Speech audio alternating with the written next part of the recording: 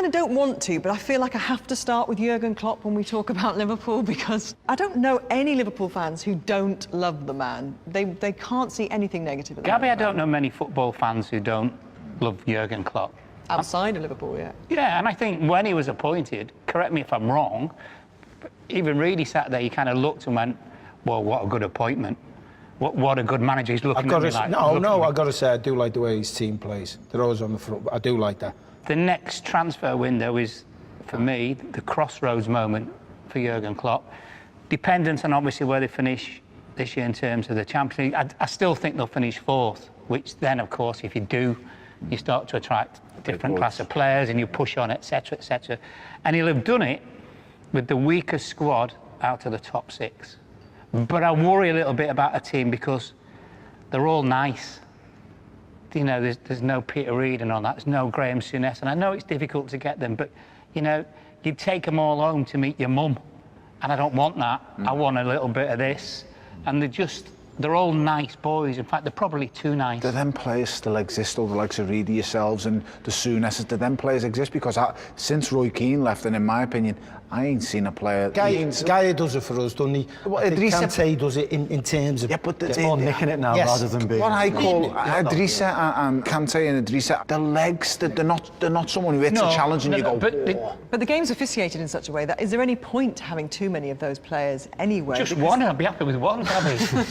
Well, Liverpool don't have one, to be fair. No, we don't. Don't have one, no. We don't. And I don't think, with all due respect, I know I'm an Evertonian, but I don't think Henderson is an ideal captain for that club because I just don't think he carries them. I watched Steven Gerrard carry that football club for over a decade. Yeah. Single-handedly, he carried that team. But I think it's hard to compare someone to Steve. That's what I'm saying. But Tony, the other thing is, there's nobody else. In terms of the perception of Jurgen Klopp and the reality, you know, when you look at the stats, it's very interesting. He's got an incredibly similar record to Brendan Rodgers. He has, yeah, but I feel what do they say? Yeah, lies, damn lies in statistics. On the pitch, the record looks very, very similar, but the style of football that the Brendan Rodgers team played and the Jurgen Klopp team play are miles apart. He's only been there 5 minutes. He's got to a Europa League final. He's got to a League Cup final. He's closing in on 4th place, and he's doing it with. I agree with Laura. The squad is pretty light at the moment. There's not much depth to it at all. So you think it's success? I think he's made progress. Brendan gets second. Brendan gets second. He did get second, yeah.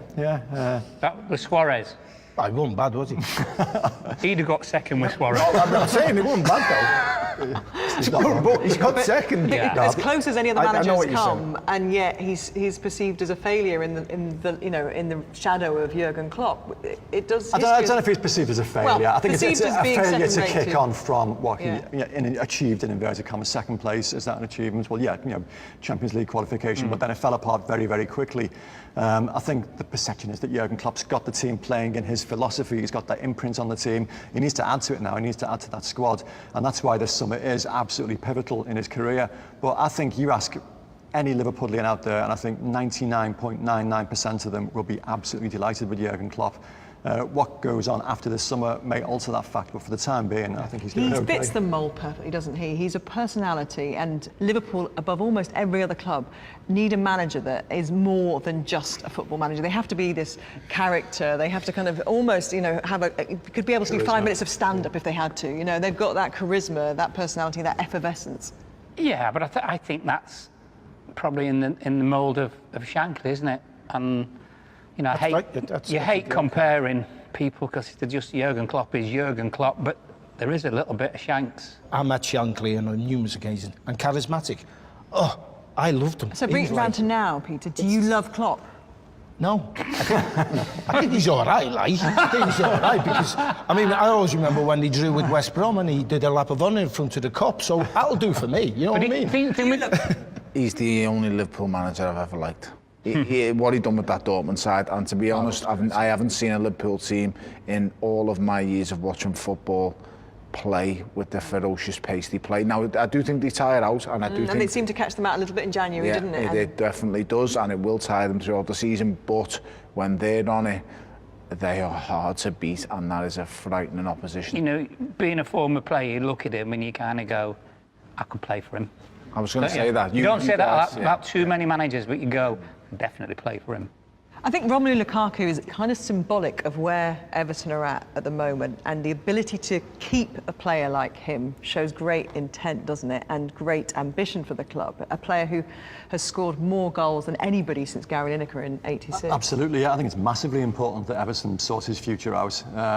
He's so difficult to replace. I mean, he's a centre forward who's done it for, 4 or 5 consecutive seasons now in the Premier League, and has got better and better every season.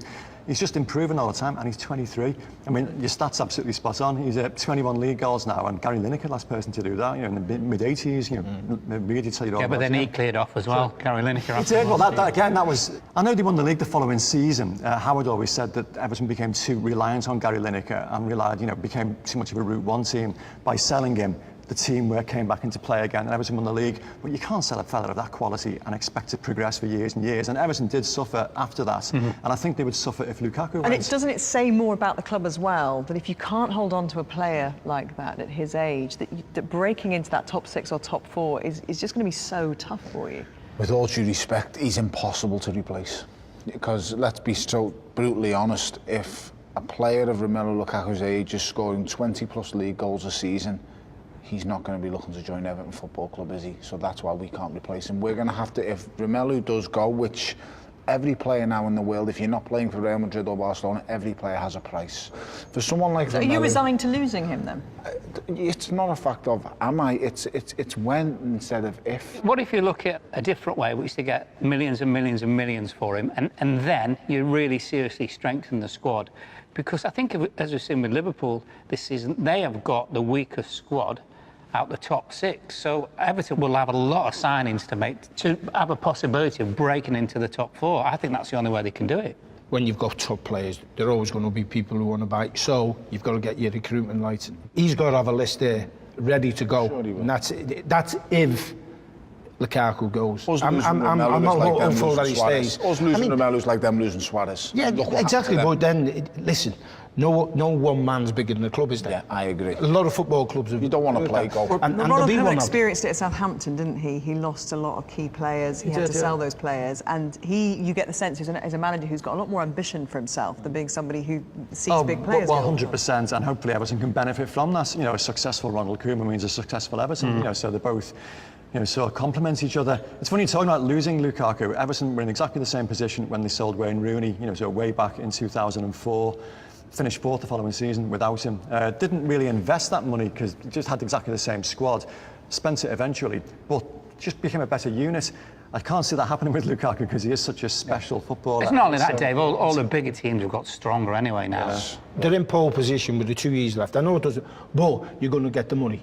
You're going to get the market price. Well, it's then what you're going to do. You know as well as I do, they'll know how much money they could get now. Correct. Everton are a club that sell cheap, so you know you're going to get the value. Right. You may have the money to spend, but are you going to get those players into a club that is still just knocking on the door? It's how do you get Champions League players into a club that aren't in the Champions League, Gabby? Well, Schneiderlin's a great buy. It's a clever buy. It's a clever buy. By the way, it didn't happen at Manchester United for whatever reason, but I'll tell you what, he's a top draw player. And they work well together, clearly, don't they? So what you're saying, can they attract? We've attracted one there, without a doubt, and that's what they got to aim to. That quality of football, allied with trying to get the young ones and then there's the great excitement around a new stadium at last, and this is it, isn't it? This is there's been a few almost moments with the stadium, but the Liverpool Waters development, there's been a £5.5 billion lot of false dawns in the past, but this is as close as they've come, certainly in my lifetime, to getting a new stadium, and there's an understandable amount of excitement about it. The stadium part of a bigger project, obviously, for Liverpool, but it will mean saying goodbye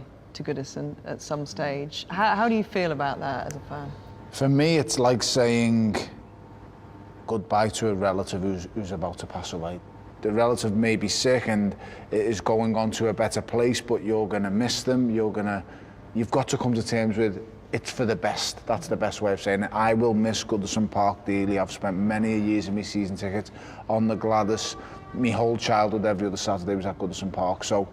But we're in a different era, we're in a different game, we're in a different business, and if we get this new stadium, we go into a whole new stratosphere. What we can achieve and what we can do. With Tony, as much as I played at Goodison Park when I played for Eighton Boys when I was 15. I mean, it's an iconic stadium, and the atmosphere, I think, it doesn't guarantee football. You can't guarantee anything, but I just think it will be like a breath of fresh air, I think. But also, as well, is then you have revenue streams, aren't you? Because the great problem with Goodison is you can't make any money on the day of the match. That would be a massive thing as well. I think in a clever way with what Liverpool have done with their new stand, because for me, call me old-fashioned, but I think the best football grounds are the ones amongst the chimney pots. Yeah. To be fair, you've done well with our old ground. I've got to say, whatever you say, you've done smashing. Couldn't resist it, Laurel. So it's one of the most eagerly anticipated derbies in the football calendar. It's steeped in history and romance and has some wonderful stats attached to it, such as the most red cards in any Premier League fixture. But is it as relevant? Is it as important to the fans in this city as it ever was? Yeah, it's as relevant as ever. Possibly more so as far as the fans are concerned, because the atmosphere is very different now to the ones I remember as a kid, and certainly the ones that, Reedy and Laura remember. Oh, you're bringing me into the foot? Tony's a baby, so we weren't involved with this. But yeah, I mean, it's a very, very different atmosphere now, and I'd probably say it matters probably more so nowadays. Obviously, you might disagree with this, but yeah, because not having that. It's weird. I mean, there was that concept of the friendly derby in the 80s. It was never friendly. No, it was always no chance. I'll tell you the story. You weren't playing. I think Gillespie and Anson at the back, but same as usual, couldn't get the ball off them for 20 minutes. And me and Brace are running around. Barnesy had joined. Barnesy kept coming in the hole, nicking it, so we couldn't get a kick. After about 20 minutes. He miscontrols one on the halfway line, nowhere I think I know what's coming next. So I just about caught him. Anyhow, I hit him, and Barnesy, England teammates, on the dirt. And I've come over, and the punters are up. You big-eared so-and-so, you blue nose, you this, you that, you horrible. And I look in the crowd and I go, Uncle Arthur, sit down. That is the derby game. True story. My Uncle Arthur, my mum's. But he was a red, and then... The families are split. My Uncle Jimmy wouldn't have a tomato because it was red. He was crackers. Honestly, God, he was crackers. But that was like a different generation. I mean, even when I was playing for Everton, and he was 2 Evertonians, you wouldn't go to Anfield. This is kind of coming from more from an Everton perspective, and I just wonder, as a neutral, if the dislike, and even, is the word hate too strong? You're thinking it's one way. What is it? No, you know what it is? I'm going to be totally honest. I have friends who try and wind me up and they say, you're not our derby no more. We look at the Man United game as our derby. But they're saying it to wind us up. Yeah. The fact of the matter is, Liverpool and Everton Football Club, right now, in my opinion, are at a very, very similar level for the first time in a long time. And we are trying to achieve the same thing, and that's a top 4 finish, maybe top 6 finish. I think that's why the game is a massive game. Real significance. Yeah, because if Everton win it, they're on 3 points off. They're on the heel. Is it too strong to talk about this rivalry hate? Do you think, No, it's not hatred. And underneath, I think there is a respect from both sets of supporters. But when you're playing it, Gabby, I think it doesn't matter which team's at the top and which team's at the bottom. You don't kind of go in and think, oh, they're at the bottom this week. Just want to win. Absolutely. That's war. It's all. And you know what? They're horrible games to play in. But in terms of your overall, memories, some longer than others, tell me your greatest derby moment or memory, Tony. My favourite derby memory, probably Andy Johnson scoring the 2. That game, because it was a game where we thoroughly outclassed them all over the park. We deserved to win, and that hasn't happened for me in a derby in well over a decade. So I've still got on my dictaphone. That's how long ago it was. You're showing your age, by the way. You've still got your dictaphone. Let's just get that one. But it's worth keeping. I don't know what one of them is. At the end of that game, David Moyes was interviewed, and you do like the normal Sunday newspaper press conference, and you go onto the land interview, the Mondays. We'd gone out there with him, and the fans were all on Goodison Road outside the main entrance chanting, da, da, da, da, Andy Johnson. So he's trying to give this press conference to some of the national lads who are all Liverpool fans, and all you can hear from the street downstairs is Andy Johnson, and Moyes was loving it. He was winding him up something rotten, and I've still kept that. It was a really good display, and that is the last time I've seen Everton thoroughly outclass Liverpool. So that is, I'm best saying that now. These two legends will have very different memories. I'm scared of it. No. Was when we beat them in the first All Merseyside FA Cup final, which was great and all that, and you go up the steps and you do the lap around and stuff. Get back in the old Wembley, in the old dressing room, and we all went to get in the bath. Remember at the sides of the baths at Wembley? Honestly, Gabby, you had to stand up in the bath.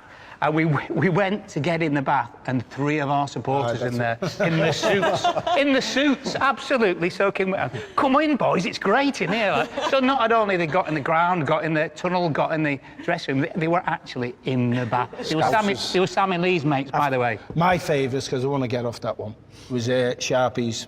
The goal of the season. Yeah, we hadn't won there for 17 years or so, but he's hit this one in. And there's Evertonians from Anfield, from all... The guy that ran on from the camera. Oh, yeah. It was a wonder goal. Unbelievable. It was offside as well, but it was a wonder goal. No, he wasn't. So predictions, please. Tony, you can kick us off. I'll happily take the draw now, I'm sorry. Reedy, are you going to 1-0 remain Everton. true? 1-0 Everton. Would you one? Well done, Reedy. Would you 2-0 one? Liverpool. Oh, he had to go one better as well, didn't he? Story of their careers. Well, Liverpool have been outstanding against the top 6 all season. Everton are 7th. So by that token, I think he'll finish as a draw.